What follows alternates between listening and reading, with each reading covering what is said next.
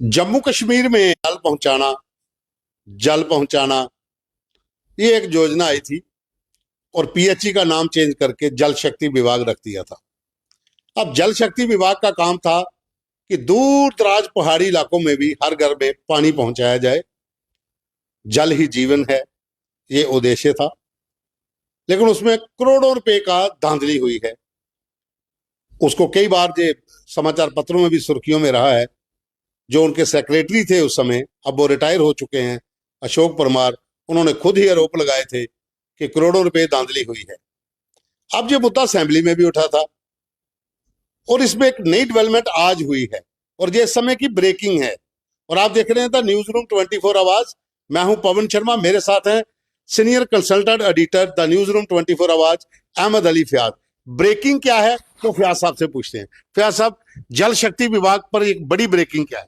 आपने बता ही दिया। कुछ दिन पहले जब असेंबली का सेशन शुरू हुआ था, बजट सेशन, तो उस वक्त कुछ लोगों ने सिग्निफिकेंटली भारतीय जनता पार्टी के बलवंत सिंह मनकोटिया, जो चनानी से एमएलए हैं उधमपुर से, तो इन्होंने एक वहां पे मुतालबा किया था कि जो जल जीवन मिशन में धांधलियां हुई हैं उनके कहने के मुताबिक, तो इस पर तहकीकात होनी चाहिए, हाउस कमेटी बननी चाहिए। इसका साथ दिया था भारतीय जनता पार्टी के कुछ और लोगों ने। आमतौर पर ये क्या हो जाता है कि बीजेपी जो कहती है तो इसका विरोध करते हैं कांग्रेस या नेशनल कॉन्फ्रेंस। इसमें ये सारे के सारे इंक्लूडिंग नेशनल कॉन्फ्रेंस के लोगों ने कहा हाँ हम भी बता रहे हैं कि इसको कर लें, इसकी तहकीकात लगा दें। उस पर कुछ चर्चा हुई, लेकिन बाद में स्पीकर ने कहा कि नहीं, पहले हम ये जो बजट है, ये पहले बजट पास कर लेंगे। तो ऐसा लग रहा था कि इसको अब बस्ते में डाला गया है, इसको इग्नोर किया गया है। लेकिन इम्पॉर्टेंट ये बात है कि जिस दिन बजट पे वोटिंग वगैरह हुई, वो सारा पास हो गया, तो उसके बाद स्पीकर साहब ने आज खुद अपने तौर पे है, किसी ने बताया नहीं, तो उन्होंने अपने तौर पे बताया कि ये सर्वसम्मति से इस पे आया है मुतालबा हाउस के मेंबरान का कि इस पे कमेटी, हाउस कमेटी बैठनी चाहिए। तो उसने ऐलान किया कि हम इस पे एक हाउस कमेटी बनाएंगे। कमेटी में कौन कौन लोग डाले गए हैं ये थोड़ा डिटेल बता दें। हमारे पास एक ब्रेकिंग ही है, ये जो मुझे मिले हैं इनके नाम। तो स्पीकर साहब ने जो कमेटी बनाई है, इसमें 11 लोग हैं, 11 एमएलएज, और इनका इस कमेटी का चेयरमैन जो है वो हसनैन मसूदी है, जो चीफ जस्टिस रहे हैं Jammu and Kashmir high court में, मुख्तलिफ ओहदों पे फाइज रहे हैं। उसके बाद वो नेशनल कॉन्फ्रेंस के मेंबर लोकसभा साउथ कश्मीर से मुंतखब हुए थे तो 2019 में। तो उसके बाद ये अभी 2024 का जो इलेक्शन हुआ, असेंबली इलेक्शन, इसमें ये पामपुर हल्के इंतखाब से मेंबर है नेशनल कॉन्फ्रेंस, यानी कि एमएलए, वो इसके चेयरमैन है। एक और जज भी हैं जो बेसिकली नेशनल कॉन्फ्रेंस के ही थे और उनको मिलने वाला था टिकट थन्ना मंडी से, लेकिन जो थन्ना मंडी इनके कांग्रेस के हिस्से में आ गया, मुजफ्फर इकबाल खान साहब, उसने रिजाइग्नेशन भी दे दिया था, तो वो उम्मीदवार थे उनके। तो वहां से उन्होंने कहा नहीं, हमारा वहां पे दूसरा ये कांग्रेस को देनी है, शबीर अहमद खान वहां पे हैं कांग्रेस के, तो उसको वहां से लड़ना है। तो इन्होंने इसके खिलाफ लड़ा, वो जीत गए वहां से। अब वो मेंबर हैं, इंडिपेंडेंट मेंबर, लेकिन ये भी एक तरह के एसोसिएट मेंबर है नेशनल कॉन्फ्रेंस के। इसके अलावा ये भी जज, मैंने पहले ही बता दी, ये जज थे। इसके अलावा नेशनल कॉन्फ्रेंस के अली मोहम्मद डार जो चाडोरा से एमएलए हैं, और इसके अलावा तनवीर सादिक जो जडीबल श्रीनगर से एमएलए हैं, रियाज बेदार साहब जो एसएसपी रिटायर हुए हैं, श्रीनगर के भी एसएसपी रहे थे, अब ये पट्टन से नेशनल कॉन्फ्रेंस के एमएलए हैं। और इसमें अर्जुन सिंह राजू जो रामबन से नेशनल कॉन्फ्रेंस के विधायक हैं।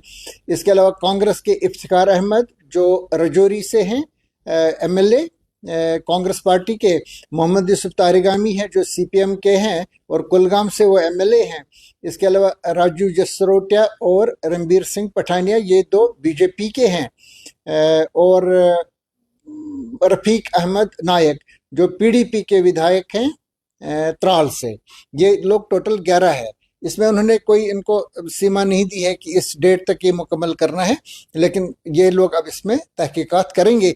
ये सिग्निफिकेंट है कि एक खुद मतलब एक रूलिंग पार्टी के ही लोग, जो सेंट्रल में रूलिंग पार्टी है और जो स्टेट में रूलिंग पार्टी है नेशनल कॉन्फ्रेंस, ये दोनों इस पे सहमत है और इस पर किसी तरह से कोई विरोध नहीं आया है कि नहीं करना चाहिए। हालांकि बाद में जब ये इस पे चर्चा हो रही तो बीजेपी के कुछ विधायक ऐसे हैं जिन्होंने कहा था नहीं इसकी जरूरत वगैरह नहीं है।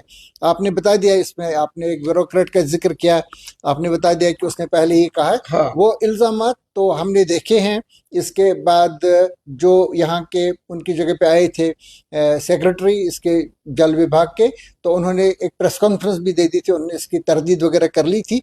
लेकिन जैसे कि आप सबको मालूम है, तो जो उस वक्त थे वो मिस्टर अशोक परमार, जो अब रिटायर भी हो गए, तो उन्हें कई इल्जामात लगाए थे। उन्होंने ये भी कहा था मैं शेड्यूल ट्राइब या शेड्यूल कास्ट से हूँ, तो इसलिए मुझ पर ये टारगेट किया जा रहा है।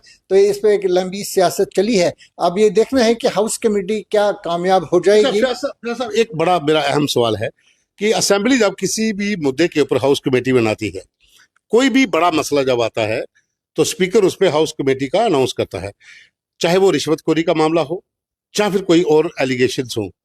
कितनी इम्पैक्टफुल होती है हाउस कमेटी, और क्या इसका असर पड़ता है? क्या ये इतनी पावरफुल होती है कि किसी भी विभाग में अगर धांधली है तो उसकी जांच जब ये कमेटी करती है तो क्या इसका इम्पैक्ट पड़ेगा किसी पर? एक इखलाकी मतलब दबाव आ जाता है, मॉरल दबाव आ जाता है सरकार के ऊपर।